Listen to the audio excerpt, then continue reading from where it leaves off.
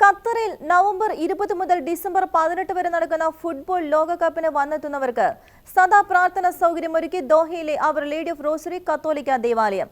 ലോകകപ്പ് കഴിയുന്നതുവരെ പ്രാർത്ഥനാ സൗകര്യം ഒരുക്കുന്നതിന്റെ ഭാഗമായി ദേവാലയം തുറന്നിടുമെന്ന് അറബിയുടെ apostolic administrator bishop Paul Hinder അറിയിച്ചു.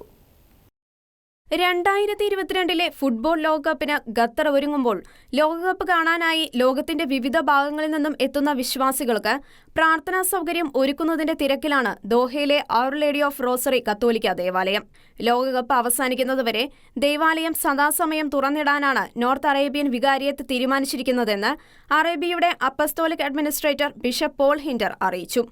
ഖത്തറിൽ നടക്കുന്ന ലോകകപ്പ് സാഹോദര്യത്തിനും സൗഹൃദത്തിനുമുള്ള അവസരം സൃഷ്ടിക്കുമെന്ന് പ്രതീക്ഷിക്കുന്നതായും ഫുട്ബോൾ ഉൾപ്പെടെയുള്ള കായിക മത്സരങ്ങൾ സാംസ്കാരികവും മതപരവുമായ സഹവർത്തിത്വത്തിനുള്ള ഒരു ഉപാധിയാകട്ടെയെന്നും ബിഷപ്പ് പോൾ ഹിൻഡർ ആശംസിച്ചു. നവംബർ 20 മുതൽ ഡിസംബർ 18 വരെയാണ് ലോകകപ്പ് മത്സരങ്ങൾ ക്രമപ്പെടുത്തിയിരിക്കുന്നത്. Qatar, Bahrain, Saudi Arabia, Kuwait എന്നിവ ഉൾപ്പെടുന്ന നോർത്ത് അറേബ്യൻ വികാരിയത്തിന്റെ ഭാഗമായ our lady of the rosary കത്തോലിക്ക ദേവാലയം പേർഷ്യൻ ഗൾഫിലെ ഏറ്റവും വലിയ ദേവാലയങ്ങളിൽ ഒന്നാണ്. 2000-ൽ പരം വിശ്വാസികൾക്ക് ഒരേ സമയം തിരുക്കർമ്മങ്ങളിൽ പങ്കെടുക്കാനാകും.